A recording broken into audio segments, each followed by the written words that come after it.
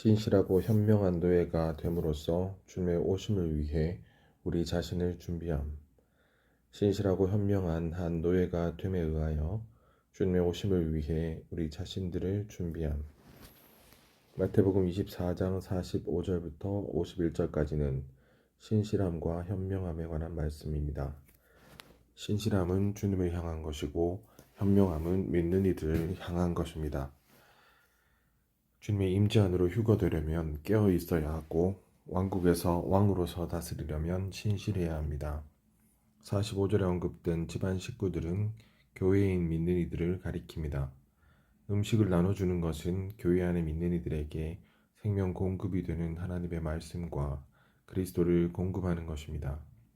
우리 모두는 주님의 집안 식구들에게 제때 어떻게 생명을 공급하는지를 배워야 합니다. 마태복음 24장 46절에 복이 있습니다.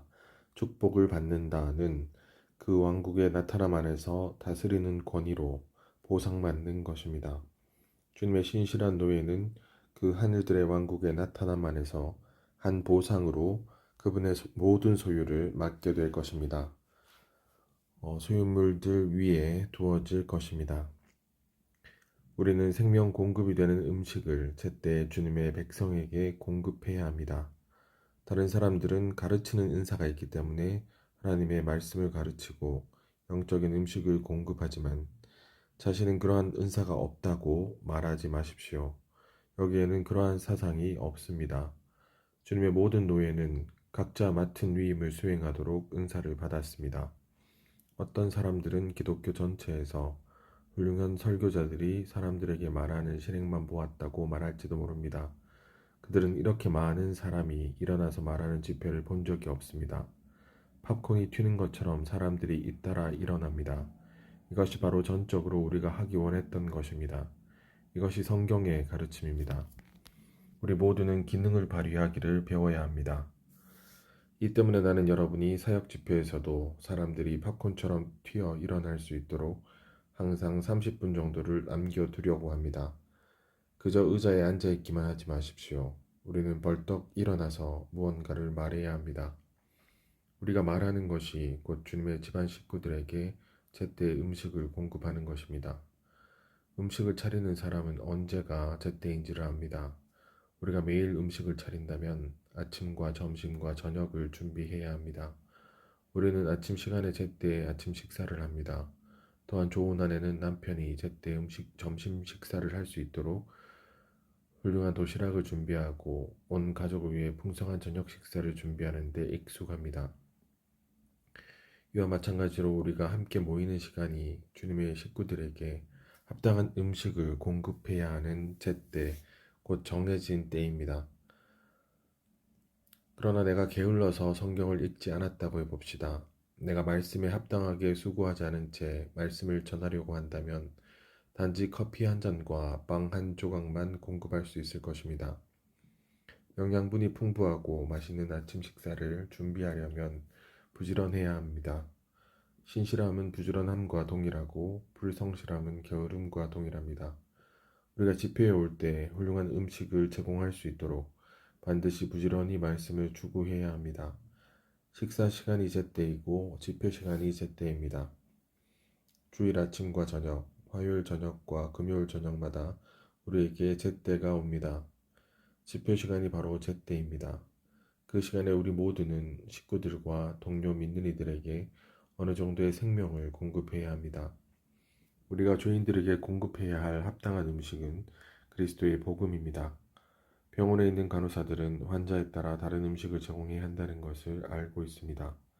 각 환자에게 그의 특별한 필요에 맞는 특별한 음식이 제공되어야 합니다. 이것은 우리에게도 동일합니다. 온 땅은 온갖 질병과 온갖 환자로 가득한 병원과 같습니다. 좋은 의미에서 교회 또한 아픈 사람들로 가득한 병원입니다. 그러므로 우리는 제때 다양한 말씀을 그들에게 공급해야 합니다. 믿는 이들, 교회들, 그리고 수많은 죄인들이 우리 주위에 있습니다. 우리의 의무와 책임은 그들에게 음식을 공급하는 것입니다. 그들이 죄인들이라면 우리는 그들에게 필요한 음식인 은혜의 복음을 공급해야 합니다.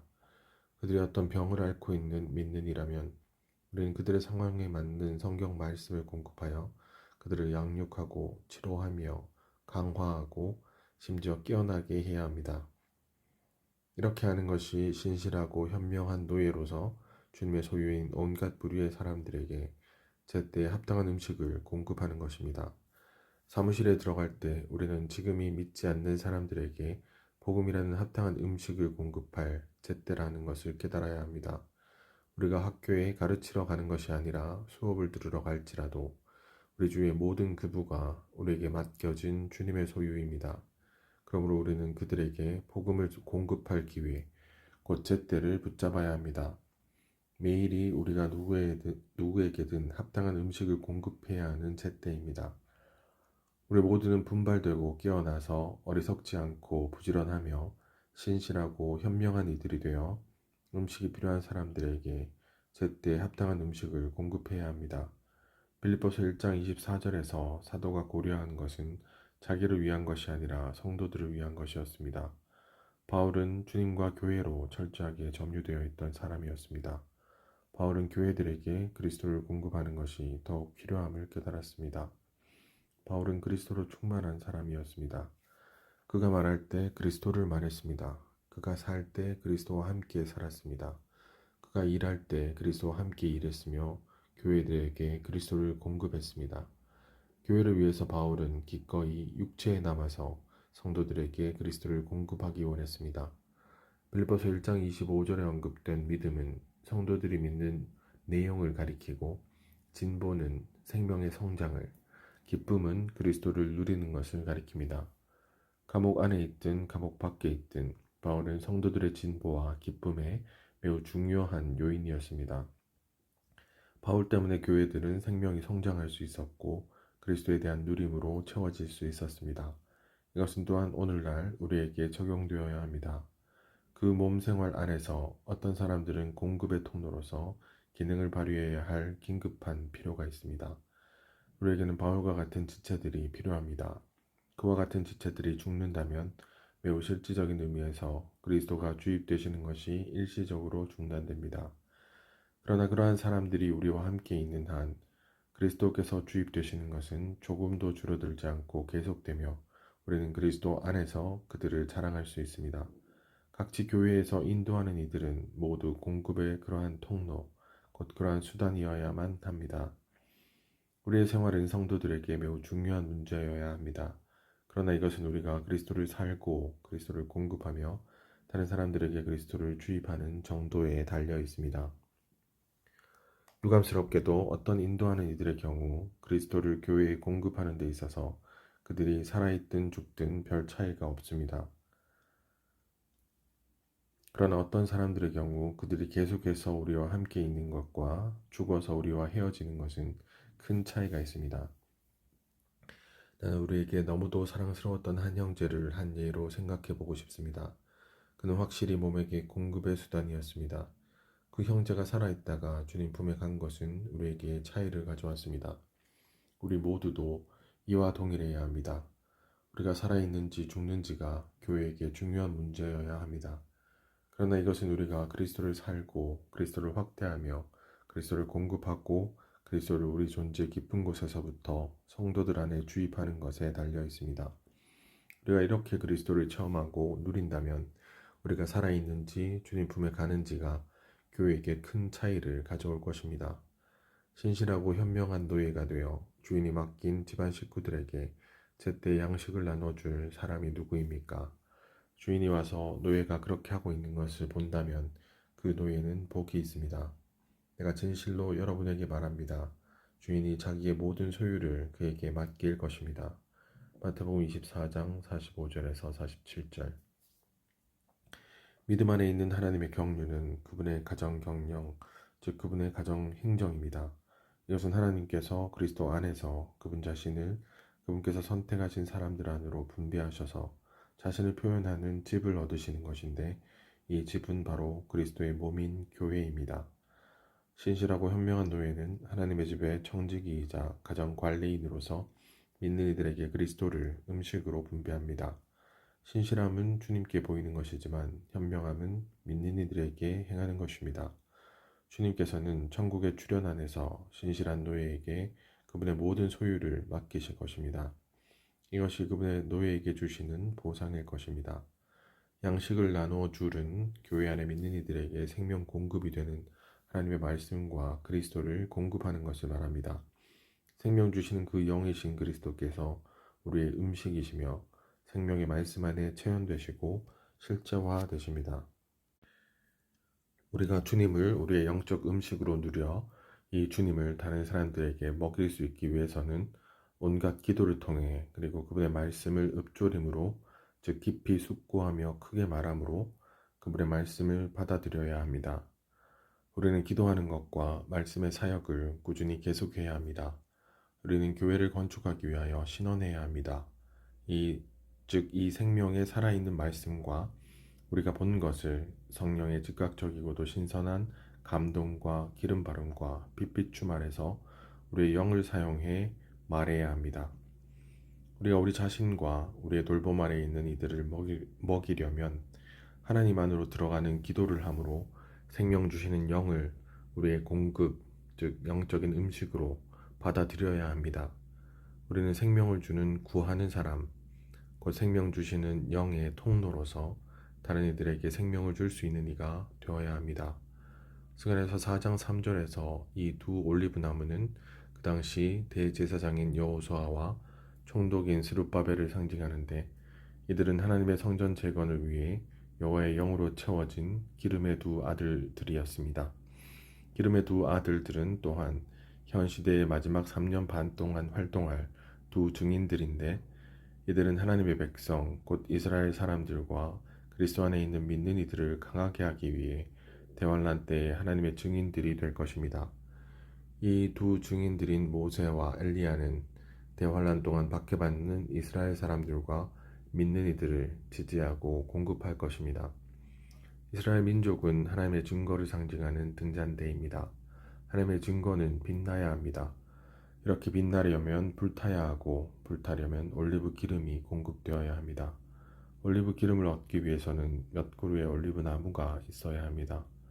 등잔대 양편에 있는 올리브 나무는 기름의 두 아들들, 곧 여호수아와 스룹바벨입니다. 스가랴서 4장 11절에는 두 나무들이 있고 12절에는 두 가지들이 있습니다.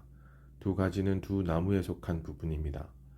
등잔대의 대접에 기름이 없을 때 두 나무가 가지들을 통하여 두 대롱 속으로 기름을 흘려 보냄으로써 기름을 공급합니다. 그러면 기름은 대롱에서 대접으로 흐르고 또한 대접에서 등잔대로 흐를 것입니다.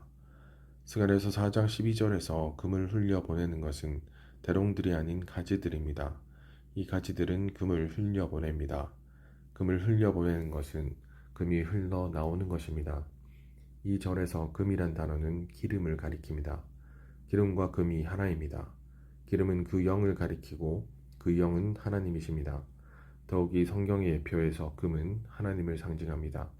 대접을 채우는 금은 그 영이고 그 영은 하나님이시며 하나님께서는 금으로 예표되십니다. 이것을 오늘 우리의 체험에 적용해 볼 때 우리는 우리에게서 흘러나오는 그 영께서 하나님이시고 하나님께서 금이신 것을 보게 됩니다. 이처럼 우리가 그리스도를 다른 이들에게 전해주어 그들에게 기름을 공급해 줄 때 우리는 사실상 그들에게 하나님을 공급하고 있는 것입니다. 하나님께서 우리 안에서 흘러나오셔서 우리에게서 흘러나오셔서 그들 안으로 들어가고 계시는 것입니다. 우리는 모두 우리에게서 다른 이들 안으로 하나님을 흘려 보내는 올리브 나무들이어야 합니다. 이런 식으로 하나님께서 흘러나오는 올리브 나무인 사람들에게서 빈곤한 이들에게로 기름이 공급될 것입니다. 더 나아가 왜 두 나무가 두 가지로 불리는지 생각해 보기로 합시다. 스가랴서 3장과 4장에서 스룹바벨이라는 동일한 인물이 나무, 가지로 상징됩니다. 이것은 스룹바벨 자신이 근원이 아니라는 것을 가리킵니다. 만일 그 자신이 하나의 완전한 나무라면 그가 근원일 것입니다. 그러나 그는 나무이지만 이 나무는 사실상 다른 나무의 한 가지이며 그 다른 나무가 근원입니다. 더욱이 스룹바벨은 그 다른 나무에서 나온 한 순이기도 한데 그 다른 나무는 바로 그리스도입니다. 그리스도께서는 유일한 올리브나무이시고 스룹바벨과 우리 자신은 모두 그리스도의 가지들, 순들입니다. 비록 그리스도께서 유일한 올리브나무이시지만 그분에게서 많은 순이 돋아났습니다. 이러한 순들의 돋아남은 곧 그리스도께서 가지들을 뻗어내시는 것입니다. 이 가지들 또는 순들은 이제 오늘날 이 땅에 있는 많은 올리브 나무들입니다. 여러분은 이러한 올리브 나무가 아닙니까? 참된 그리스도인들인 우리는 올리브 나무들입니다. 엄밀히 말해서 우리가 올리브 나무인 것은 개별적인 나무들이라는 의미가 아니라 유일한 올리브 나무이신 그리스도의 가지들이라는 의미입니다. 가지들인 우리는 다른 이들에게 기름 곧 그 영을 공급함으로써 그들을 소생시켜야 합니다. 그리스도 안에서 우리가 7배로 강화되신 영을 다른 이들에게 공급하는 올리브 나무들인 것에 대해 주님을 찬양합시다.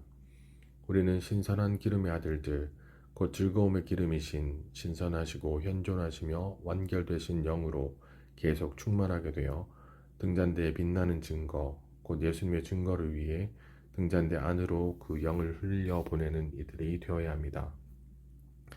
우리는 날마다 대가를 지불하여 신성한 본성을 지닌 금기름이신 하나님을 더 많이 얻어야 합니다.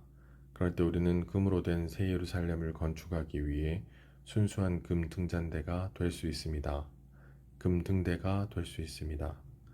마태복음 24장 48절에 그 악한 노예는 믿는 이인데 왜냐하면 그가 주님께 임명되고 주님을 나의 주인이라고 부르며 주님께서 오고 계신다는 것을 믿기 때문입니다.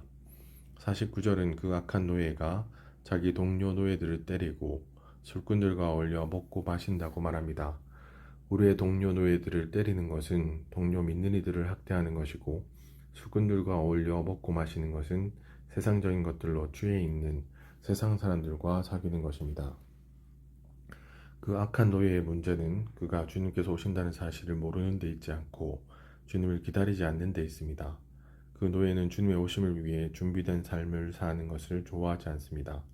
그러므로 주님께서 돌아오실 때 그분께서 그 악한 노예를 엄하게 처벌하시고 위선자들이 받을 벌을 내리실 것입니다. 그를 엄하게 처벌하고는 그를 잘라내 떨어뜨리고는 그를 끊어내 버린다는 뜻입니다. 그를 잘라내 버린다는 뜻입니다. 이것은 장차 영광 안에서 오실 주님에게서 끊어지는 것을 의미합니다. 이것은 달란트의 비유의 결말에서 마태복음 25장 14절에서 30절 바깥 어둠 속으로 내던져지는 것과 일치합니다. 주님 자신께서 영광 안에 계실 것이며 주님께서 그 악한 노예를 이 영광에서 끊어지게 하실 것입니다. 이것은 바깥 어둠 속으로 내던져지는 것과 같습니다. 바깥 어둠 속으로 내던져지는 사람마다 주님과 그분의 임재와 그분과의 교통과 주님께서 계실 영광스러운 영역으로부터 끊어질 것입니다. 이것은 영원히 멸망하는 것이 아니라 시대적으로 징벌을 받는 것입니다. 주님께서는 거짓 믿는 이에게는 임무를 맡기지 않으실 것입니다. 분명 그 악한 노예는 구원받은 사람입니다. 왕국의 책인 마태복음에서의 쟁점은 구원이 아니라 왕국에 있습니다. 즉 우리가 보상을 받아 왕국 안으로 들어갈 것인지 아니면 보상을 잃고 왕국의 누림을 놓쳐서 슬피 울며 이를 갈게 될 곳에서 처벌과 징계를 받을 것인지에 있습니다. 우리 모두는 제때 주님의 백성에게 양식을 주고 음식을 주고 주님에게서 받은 달란트를 최대한으로 사용해야 합니다. 부정적인 면에서 우리는 동료 노예들을 때리는 이들이 되어서는 안 됩니다. 우리는 자신의 봉사와 의무는 다하지 않으면서 형제들을 비난하거나 종종 형제들을 심하게 반대하기까지 할 수 있습니다. 그것은 자신의 일은 하지 않으면서 동료 노예들을 때리는 것입니다. 각지에 있는 교회들의 많은 장로들은 조금이라도 잘못된 일을 하기를 두려워합니다. 일단 그들이 잘못된 일을 하면 거의 모든 사람이 전화로 그 사실을 알게 됩니다. 이러한 모든 전화가 때리는 것입니다. 많은 성도들이 장로들을 때리고 있습니다. 한 성도에게 부정적인 일이 일어날 때 어떤 이들은 결코 그것을 마음에만 간직하지 못합니다. 이러한 부정적인 소식을 전하는 것이 일종의 때리는 것입니다. 때로 우리는 기도 집회에서 부정적인 상황에 처한 어떤 성도에 대해 미묘한 방식으로 기도할지도 모릅니다. 우리는 다른 때에는 그를 폭로하지 않지만 우리의 기도를 통해 그를 폭로합니다. 하나님께서는 우리의 마음을 아십니다. 우리의 마음과 기도 속의 의도는 그리 순수하지 않습니다. 우리가 사람들을 비난하거나 판단하지 않고 매우 영적인 채 할지도 모릅니다. 우리가 사람들을 위해 기도하지만 우리의 기도의 10분의 1은 일종의 판단입니다. 이것이 바로 때리는 것입니다. 어떤 지방에 있는 장로들은 다른 지방에 있는 장로들을 비판할지도 모릅니다. 이것도 동료 노예들을 때리는 것입니다. 여러분은 봉사하는 시간을 때리는 데 허비하고 있습니다. 여러분은 봉사하는 대신 형제들인 동료 노예들을 때리고 있습니다. 우리 모두는 일종의 때리는 것인 비난과 판단과 반대와 불평을 멈추어야 합니다. 우리는 주님의 권익을 위해, 주님의 이익을 위해 긍정적인 봉사를 하는데 우리의 시간과 힘과 모든 것을 사용해야 합니다.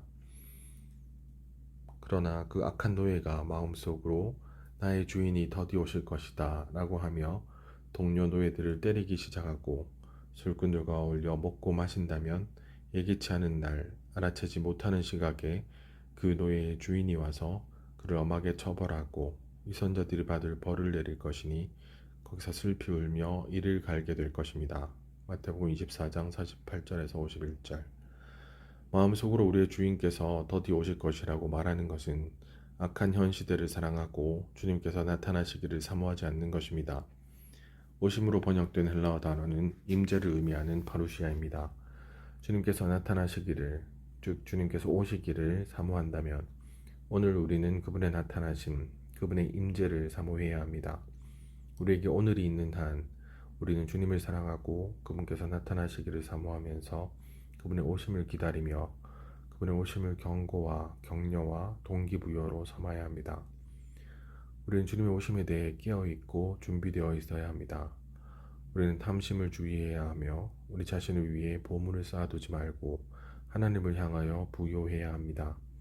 우리는 롯의 아내를 기억하고 하나님께서 심판하시고 절저히 멸하실 악한 세상을 사랑하거나 귀히 여기지 말아야 합니다. 우리는 주님께서 오시는 날이 덫과 같이 갑자기 우리에게 닥치지 않도록 깨어서 간구해야 합니다. 주 예수님 오십시오. 이것이 주님을 사랑하고 그분께서 나타나시기를 사모하는 사람들의 염원과 부르짖음과 지속적인 기도가 되어야 합니다.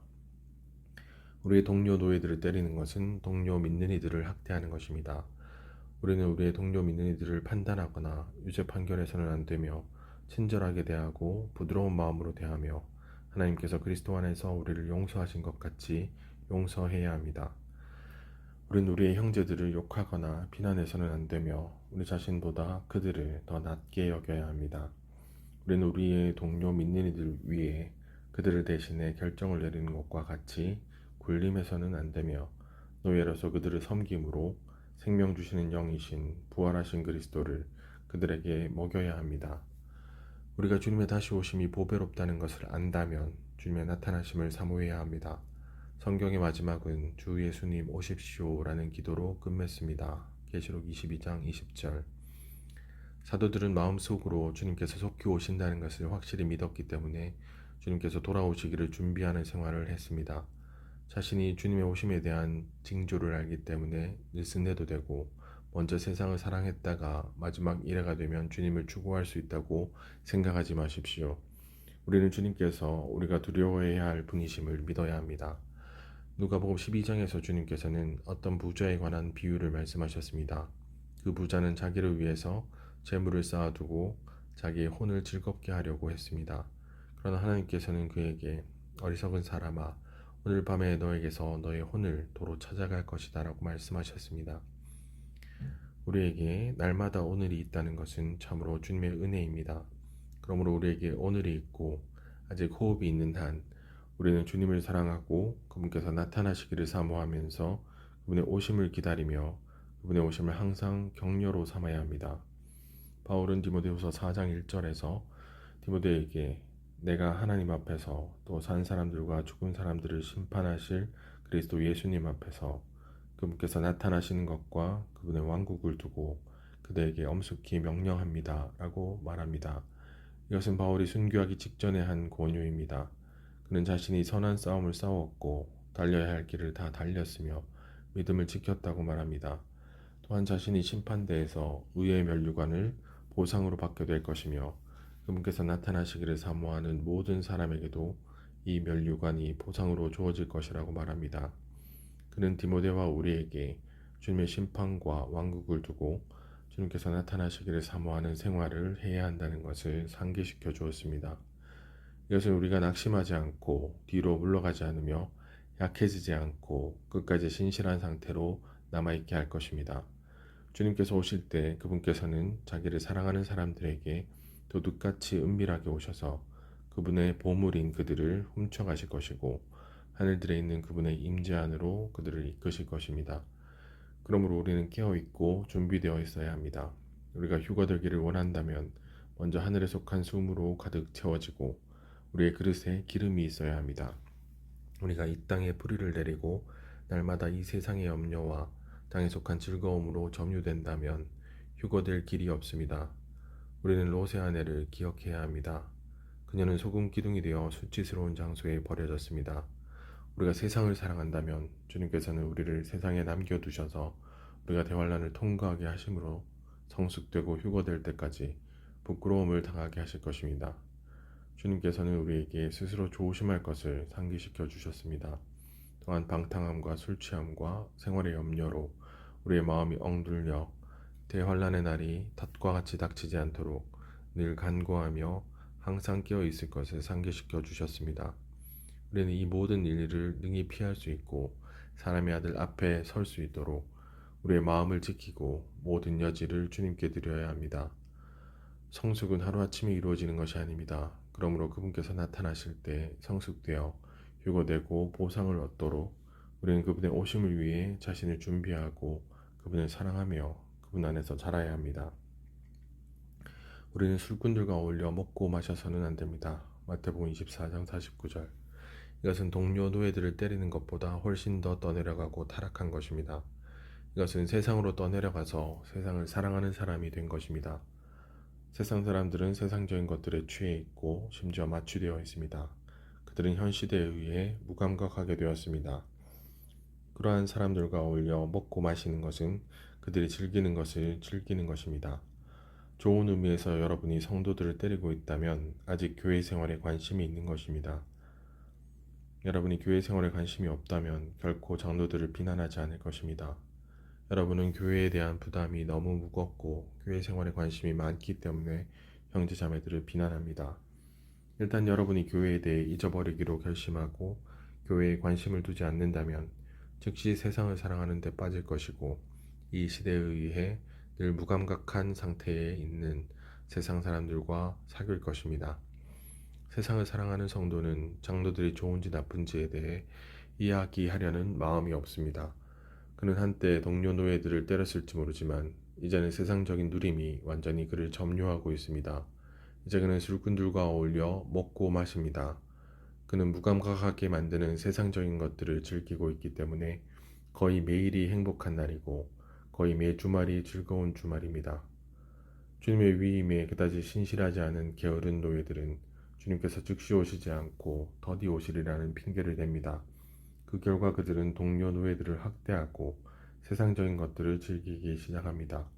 그들은 주님께서 지금 당장 돌아오신다면 모든 문제가 해결되고 그들은 더 이상 세상을 누릴 시간이 없게 될 것이라고 변명할지도 모릅니다.